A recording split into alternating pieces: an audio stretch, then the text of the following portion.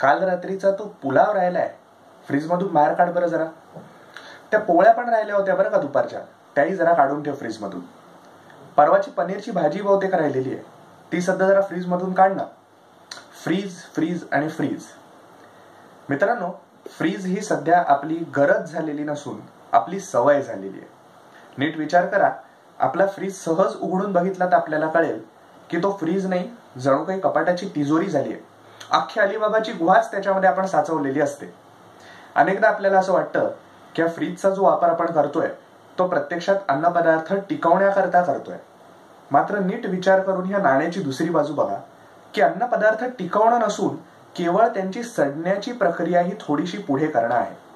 अर्थात हे मी का सांगतोय आपल्या लक्षात येईल की तुम्ही एखादा पदार्थ शिजवल्यानंतर समजा फ्रीजच्या बाहेर ठेवत असल्यावरती 24 तासांनी तो खराब होत असेल तर फ्रीजमध्ये तो ठेवल्यावरती फार तर 48 तास, जास्तीत जास्त 72 तास एवढंच तुम्ही त्याचं आयुष्य वाढवू शकता. मग एखाद्या व्यक्तीला फक्त व्हेंटिलेटरवर ठेवण्याचं जे काम असतं तेवढ्या फ्रीजच्या माध्यमातून होत असतं. आपण मात्र अनेकदा त्याला आपला तारणहार समजत असतो आणि जमेल ते सगळे पदार्थ हे फ्रीजमध्ये कोंबत असतो. काही वाचकांनी फ्रीजमध्ये अन्न ठेवण्याबद्दल विचारणा केल्यामुळेच आज मुद्दाम हा व्हिडिओ तुमच्या बरोबर शेअर करतोय.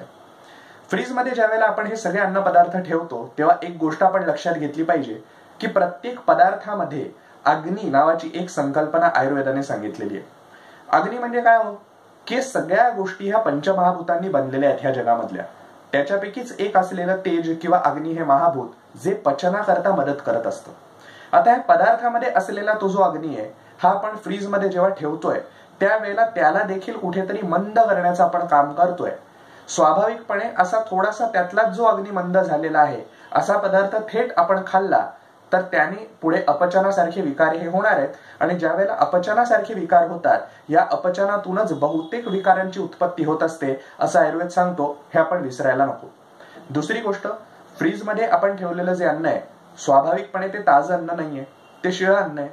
याला आयुर्वेदाने पर्युषित अन्न असं म्हटलेलं आहे. आणि या पर्युषित अन्न खाण्यामुळे किंवा अतिशय थंड पदार्थ, कारण कित्येकदा आपल्याला फ्रीजमधून पदार्थ काढल्यावरती ते रूम टेम्परेचरला येण्याची सुद्धा आपल्याला उसंत नसते, धीर नसतो आणि आपण ते लगेच गट्टम करतो. हे जे पदार्थ आहेत हे थंड असल्यामुळे आणि हे फ्रीजमध्ये ठेवलेलं शिळं अन्न जे आहे ते आयुर्वेदानुसार प्रामुख्याने रस आणि रक्त ह्या दोन धातूंची प्रचंड प्रमाणामध्ये दुष्टी करतं. ह्या दोन धातूंची दुष्टी झाल्यामुळे सगळ्यात पहिल्या गोष्टीला ज्याला तुम्हाला सामोरं जावं लागणार आहे ती म्हणजे त्वचा विकारांसारखे असलेले रोग.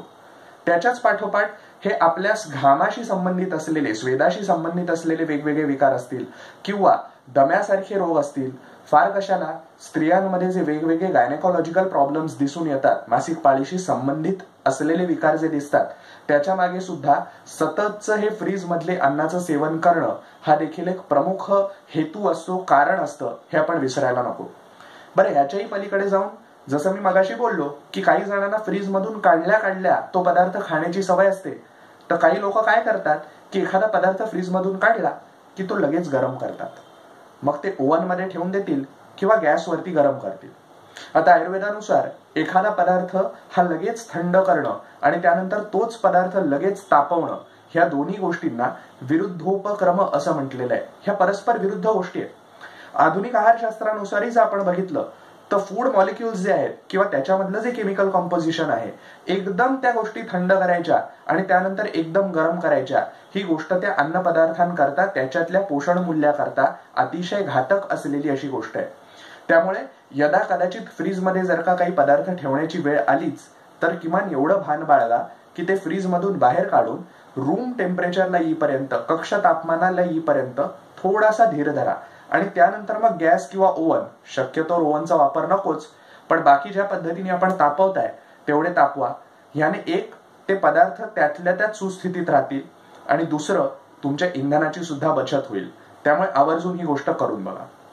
लक्षात घ्या, इथे फ्रीज या तंत्रज्ञानावरती आक्षेप घेणं हा काही माझा उद्देश नाहीये, पण आपण ज्या पद्धतीने त्याचा अवाजवी वापर करतोय त्याचा आपण प्रत्येकाने विचार करण्याची वेळ येऊन ठेपलेली आहे. असं सामान्यपणे सध्याला ज्या वाढत चाललेल्या आरोग्याच्या तक्रारी आहेत आणि त्याच्या मागे फ्रीज सारख्या गोष्टी या जिथे कारणीभूत आहेत हे जेव्हा बघतो तेव्हा प्रामुख्याने सांगावंसं वाटतं.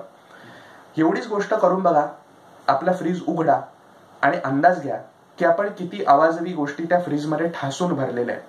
अहो, तुमची कडधान्य फ्रीजमध्ये ठेवण्याची काहीच आवश्यकता नाहीये ना. किमान त्यांना तरी बाहेर काढून ठेवा. ती कशी टिकवायची ह्याचे वेगवेगळे मार्ग जे आहेत त्याचा अवलंब करा. प्रत्येक वेळेला फ्रीजवरती अवलंबून राहू नका. नीट लक्षात घ्या, क्वचित एखादी भाजी ही एखाद्या कोपऱ्यामध्ये दडून राहिलेली असते. 4 दिवस 5 दिवस आठवडाभर तिथेच पडून राहते, आपल्याला पत्ताही नसतो. आणि मग फ्रीजचं दार उघडलं की जो घाणेरडा वास येतो तिथे पत्ता लागतो आपल्याला की ती भाजी बहुतेक आता गेलीये. पण ती एक भाजी गेलेली नसते. त्याच्यावरती जे बॅक्टेरिया जमा झालेले आहेत त्यांनी त्या बंद वातावरणामध्ये त्याच्या आजूबाजूला असलेल्या किती पदार्थांमध्ये स्वतःचा फैलाव केलेला असतो याचा फक्त एकदा विचार करा. आणि फ्रीज किंवा कुठलंही तंत्रज्ञान याचा केवळ तारतम्याने वापर करा. नेहमीप्रमाणेच आपण जे काही विषय सुचवलेले आहेत ते अजून प्रमाणामध्ये सुचवत राहाच. जसजसं जमेल तसतसं त्याच्यातले एक एक विषय हाताळण्याचा प्रयत्न करतोय. तूर्त आपले सगळ्यांच्या स्वास्थ्याची काळजी घ्या आणि निरोगी राहा. धन्यवाद.